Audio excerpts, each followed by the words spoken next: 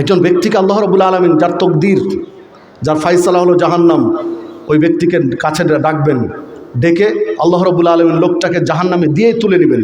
পৃথিবীতে যে কোনোদিন কষ্ট অনুভব করেনি, পৃথিবীতে কোনোদিন যে কষ্ট পায়নি, এইরকম ব্যক্তিকে ডাকবেন, ডেকে বলবেন, জাহান্নামে দিয়ে তুলে নেবেন, দিয়ে বলবেন, বান্দা পৃথিবী খুব সুখের জায়গা, তাই না? মানে যা টাকা টাকা টাকার টাকা। এমনও মানুষ আছে বাংলাদেশে যাদের একটু বেশি ঘুমানোর দরকার হলে দেশের বাইরে যে ঘুমিয়ে আসে। বিশ্বাস হয়? বিশ্বাস হয়?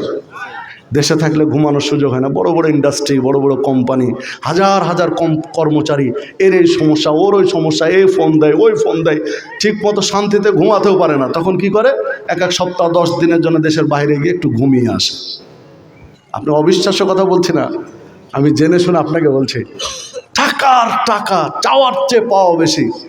যার একটু জ্বর হলে বাংলাদেশে চিকিৎসা করে না, চিকিৎসার উপর আস্থা নেই, দেশের বাইরে চলে যায়, চেক আপ করে আসে।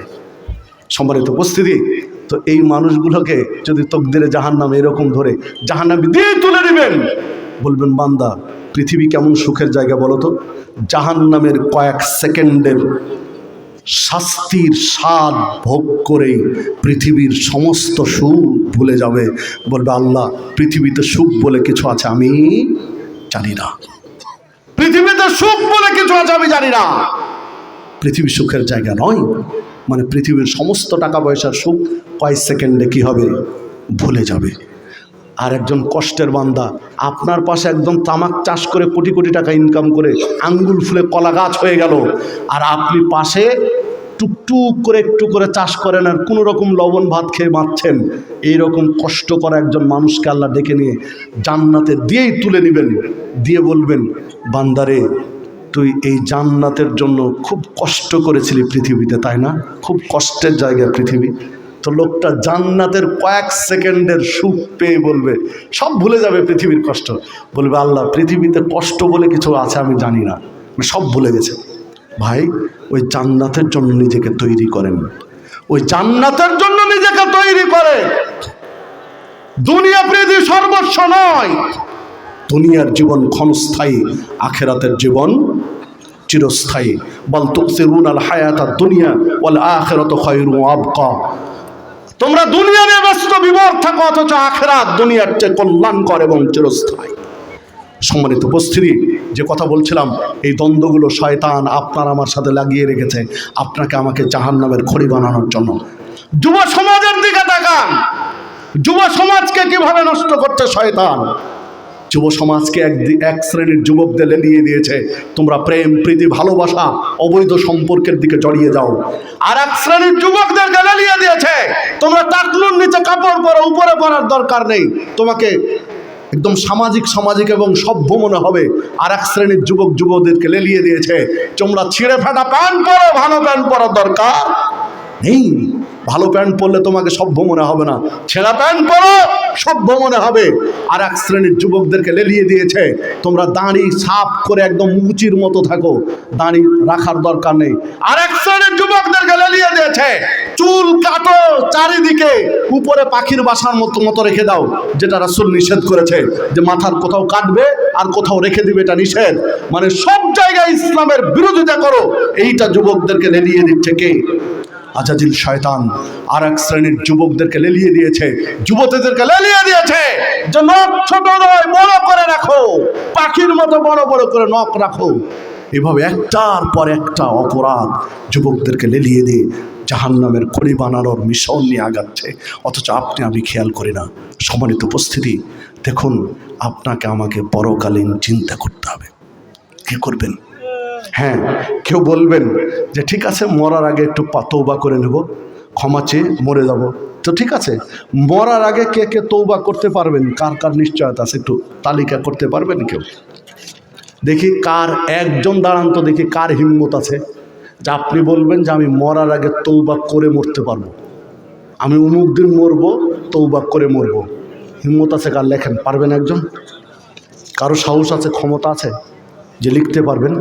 হ্যাঁ, যদি আপনি জানতেন যে আপনি কখন মরবেন, তাহলে তার লজিক ছিল, যুক্তি ছিল যে ক্ষমা চেয়ে নিয়ে মরে যাবো। ভাই, আপনি জানেন না, পৃথিবীতে আসার সিরিয়াল আছে, বড় ভাই আগে আসবে, তারপর মেজো ভাই, তারপর সেজো ভাই, তারপর ছোটজন। আসার সিরিয়াল আছে, যাওয়ার কোনো সিরিয়াল নেই। পোতা নাতি কি বলে আপনাদের দিকে? ছেলের ঘরের নাতি। ছেলের ঘরের নাতি মারা গেল দুনিয়া থেকে, দাদা বেঁচে আছে নেই? বাপ না দাদা বেঁচে আছে, নাতি দুনিয়া থেকে বিদায় হচ্ছে না? সম্মানিত উপস্থিতি, তাহলে পৃথিবীতে আসার একটা সিরিয়াল আছে, যাওয়ার কোনো সিরিয়াল নেই। আপনি যেহেতু জানেন না, এই জন্য সবসময় মৃত্যুর জন্য প্রস্তুত থাকতে হবে। এই ইমানদারগণ, আল্লাহকে ভয় করো, এবং খেয়াল করো আগামী দিনের জন্য কি প্রেরণ করছো, পরকালের জন্য তুমি কি পাঠাচ্ছ, বিচারের মাঠের জন্য একটু খেয়াল করো। আল্লাহ রাসূল সাল্লাল্লাহু আলাইহি ওয়াসাল্লাম বলছেন, আবগাদুন নাস ইলাল্লাহি সালাসা, তিন শ্রেণীর ব্যক্তি আল্লাহর কাছে সবচেয়ে খারাপ। তিন শ্রেণীর, এক শ্রেণী হচ্ছে মুলহিদুন ফিল হারাম, যে হারামের এরিয়াতে, হারাম মক্কার এরিয়াতে যে নিষিদ্ধ কাজ করে, ও মুবতাগিন ফিল ইসলাম সুন্নাতাল জাহেলিয়া, যারা মুসলিম সমাজে জাহেলি সুন্নাত চালু রেখেছে, অমুত্তালিবু দামি ইমরিন বেগাইর হাক্কিন লিইউহরিকা দামাহু, অন্যায়ভাবে মানুষের রক্তপাত করে, মানুষকে হত্যা করে, খুন করে, এই লোকগুলো আল্লাহর কাছে সবচেয়ে খারাপ। আলোচনার যে অংশ আমি বলতে চেয়েছিলাম, যে মুবতাগিন ফিল ইসলাম সুন্নাতাল জাহেলিয়া, যারা মুসলিম সমাজে জাহেলি সুন্নাত চালু রেখেছে, জাহেলিয়াত লালন পালন করে, সুদ খায়, ঘুষ খায়, জেনা করে, ব্যভিচার করে, আরাম খায়, বিড়ি সিগারেট জর্দাগুলোর সাথে, তামাকের সাথে সম্পর্ক রাখে, যারা মানুষকে খুন করে, যারা চাটুকারিতা করে, গীবত করে, পরনিন্দা করে, যারা মানুষের বদনাম করে, প্রতারণা করে, ধাপ্পাবাজি করে, চিটিংবাজি করে, মানুষকে ঠগায়, জমি জাল করে, জোয়ার চুরি করে, আত্মসাৎ করে, এই জাহেলিয়াতগুলো সমাজে যারা চালু রাখে, এই লোকগুলো আল্লাহর কাছে সবচেয়ে খারাপ। কি করবেন সেই দিন? আসুন আমরা একটু সংশোধন হই, আমরা নিজেকে শুধরিয়ে নিই। ছেলে মেয়েদেরকে এসব দিনই প্রতিষ্ঠানে পড়ান, ছেলে মেয়েদেরকে পড়ান এসব দিনই প্রতিষ্ঠানে। আলহামদুলিল্লাহ, বাড়ির পাশে ৭৯তম জালসা হচ্ছে চৌরাহা ইশাআতুল কিতাব ওয়াস সুন্নাহ মাদ্রাসা। এটা আপনাদের জন্য একটা আশীর্বাদ, এটা একটা সুখের বিষয় যে ছেলে মেয়েদেরকে পড়া শুনতে পারবেন।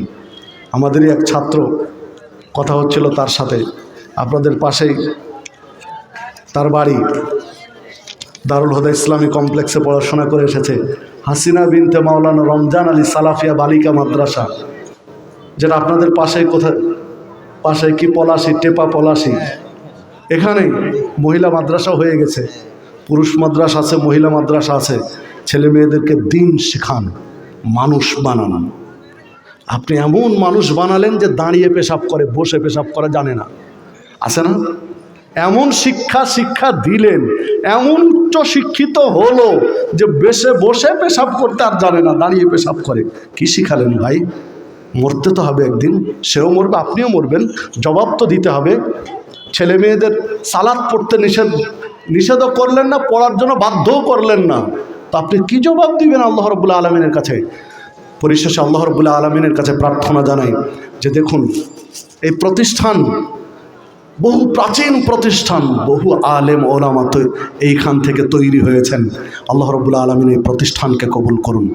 আপনাদেরকে উদাত্ত আহ্বান জানাবো, এই প্রতিষ্ঠানের দিকে খেয়াল রাখবেন সার্বিকভাবে।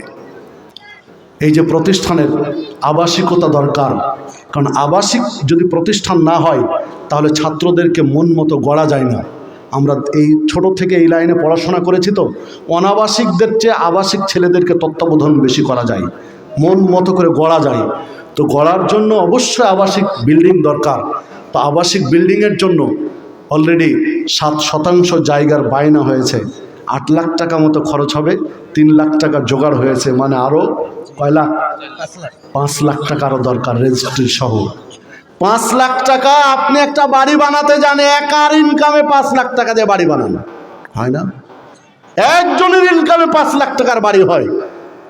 আপনার 5 লাখ টাকার বাড়ি আপনার জান্নাতের ওসিলা হবে নিশ্চয়তা নেই। ওই 5 লাখ টাকার বাড়িতে সারাক্ষণ গান বাজনা ঢোল তবলা ডুগডুগি, ওই বাড়ি আপনার জাহান্নামের কাল হয়ে দাঁড়াতে পারে। আবার 5 লাখ টাকা একজনে নয়, 50 জনে 5 লাখ টাকার একটু ব্যবস্থা করে দেন, এই একটা বিল্ডিং আপনার জান্নাতের ওসিলা হতে পারে 50 জনের জন্য। এই বিল্ডিংয়ে এই যে 80 বছরের মাদ্রাসা, আরো যদি 100 বছর মাদ্রাসা টিকে থাকে, 1000 বছর যদি মাদ্রাসা টিকে থাকে, যত ছাত্র এই বিল্ডিং এ ক্লাস করবে, পড়াশোনা করবে, ক্লাস করবে, আল্লাহর নামে পরে সুবহানাল্লাহ, আলহামদুলিল্লাহ, আল্লাহু আকবার, এই যে তাসবিহগুলো পাঠ করবে, রাসূলুল্লাহ সাল্লাল্লাহু আলাইহি ওয়াসাল্লাম যত ছাত্র ক্বালা ক্বালা বলে রাসূলুল্লাহ সাল্লাল্লাহু আলাইহি ওয়াসাল্লাম হাদিসের ইবারত পড়বে আর সাল্লাল্লাহু আলাইহি ওয়াসাল্লাম বলবে, সব নেকি একটা অংশ যাবে, পার্সেন্টেজ যাবে কার দিকে? ওই যে যারা টাকা পয়সা দিয়েছেন। তো ওদের আহ্বান জানাবো যে বিল্ডিংয়ের জন্য আপনারা এগিয়ে আসবেন খোলা মনে, পরকালে জান্নাতের ঠিকানার জন্য। আল্লাহ রাসূল সাল্লাল্লাহু আলাইহি ওয়াসাল্লাম বলছেন যে আশ্চর্য তোমাদেরকে দেখে, কারণ তোমরা নিজের সম্পদের চেয়ে অন্যের সম্পদকে ভালোবাসো। সাহাবীরা বললেন, আপনি কিভাবে বলেন এটা, যে নিজের সম্পদকে কম ভালোবাসে আর মানুষের সম্পদকে বেশি ভালোবাসে? বলছে, হ্যাঁ, তোমরা দান করতে চাও না, যেটা দান করো সেটা নিজের, যেটা রেখে যাও সেটা ওয়ারিসদের, অন্যের। তোমরা রেখে যেতে চাও, দান করতে চাও না, তাহলে কোন সম্পদকে বেশি ভালোবাসি? রেখে যাওয়াকে। 100 টাকা নিয়ে এসেছেন, কথার কথা 500 টাকা নিয়ে এসেছেন পকেটে, যখন খুব দানের কথা হলো, মনটা একটু নরম হলো, তখন পকেট থেকে টাকা হিসাব করছেন, কয় টাকা দিব? 50 টাকা দেই, 450 থাকে, আচ্ছা ঠিক আছে, অনেক ভালো কথা বললো, 100 টাকা দিই। পকেটে রাখলেন কয় টাকা? 400। দিলেন কত? 100। আপনি আজকে রাত্রে স্টক করে মারা গেলেন, হতে পারে না? কাল সকালে স্টক করে মারা গেলেন, বাড়ি যেতে যেতে রোড অ্যাক্সিডেন্ট করে মারা গেলেন, হতে পারে না? তাহলে ভাই আপনার পকেটে কয় টাকা ছিল? 400। এই 400 টাকা কার বলেন তো? কার? ওয়ারিসদের। কার? যে টাকাটা আজকে দিয়ে গেলেন, ভুল করে দিয়ে চলে গেছেন, বক্তার কথা তোড়ে, ফজিলতের তোড়ে, ইচ্ছা ছিল না তাও দিয়ে দিয়েছেন, এই 100 টাকা কার বলেন তো? এটা আপনার নিজের। এই টাকাটা হলো নিজের। বক্তার কথা তোড়ে, কথার গাঁথনিতে লজ্জায় পড়ে দিয়েছে নেই। যদি এটা না হবে তাহলে দান তোলার জন্য 1 ঘন্টা সময় কেন লাগবে বলেন দেখি আমাকে? এখানে কি 1 কোটি মানুষ দান করে যে 1 ঘন্টা সময় লাগবে? বড় জোর 2000-3000 মানুষ, তো 2000-3000 মানুষ দান করলে তো 5 মিনিটে হয়ে যায়, 10 মিনিটে হয়ে যায়, তাই না? আপনি একটা প্রস্তুতি নিয়ে আসবেন, দিনই প্রতিষ্ঠান, এগুলো সরকারের বেতন পায় না, সরকারের অনুদান নেই, আপনাদের 1 টাকা 2 টাকার এই ভিক্ষে করে প্রতিষ্ঠানগুলো চলে। তো আপনি একটা প্রস্তুতি নিয়ে এসেছেন, যখন দান চাইলো একদম সাথে সাথে দিয়ে দিলেন, 5 মিনিট 10 মিনিট দান শেষ, তোলা, আলোচনা একদম গুছিয়ে উনিও করবেন, পরেরগুলোও করবেন, আলোচনায় ব্যাঘাত ঘটবে না, বিরক্ত হবে না। কিন্তু আপনার মন গলিয়ে গলিয়ে গলিয়ে গলিয়ে পকেটে টাকা হাত ঢুকিয়ে বের করতে হয়, তাহলে বলেন তো ভুল করে অনিচ্ছায় দেওয়া হচ্ছে না? দান তো করতে হবে শুধু মাদ্রাসার জন্য না, নিজে বাঁচার জন্য, শুধু মাদ্রাসার উন্নয়নের জন্য, নিজে বাঁচার জন্য। আল্লাহ রাসূল সাল্লাল্লাহু আলাইহি ওয়াসাল্লাম বলছেন, ইত্তাকুন নার ওয়ালাউ বিশিক্কি তামার, জাহান্নামের আগুন থেকে বাঁচতে চাও, দান করো। জাহান্নামের আগুন থেকে বাঁচতে হলে দান করো। যে হাদিস সহিহ বুখারীর। আর এক জায়গায় বলছেন, জাহান্নামে দাউ দাউ করে আগুন জ্বলছে, তুমি দান করো, জাহান্নামের আগুন ওইভাবে নিভে যাবে, জ্বলন্ত আগুনে পানি ঢাললে যেমন আগুন নিভে যায়। দাউ দাউ করে আগুন জ্বলছে, 1 বালতি পানি ঢেলে দেন, ধপ করে আগুনটা নিভে যায়। ঠিক আপনার জন্য জাহান্নামে আগুন জ্বলছে, দান করেন, জাহান্নামের আগুন নিভে যাবে। সম্মানিত উপস্থিতি, কি দিয়ে আপনাকে বুঝাই দান সাদাকা কি জিনিস? শুধু মাদ্রাসার উন্নয়ন এটা নয়, আপনার নিজের বাঁচার জন্য দান সাদাকা করা উচিত।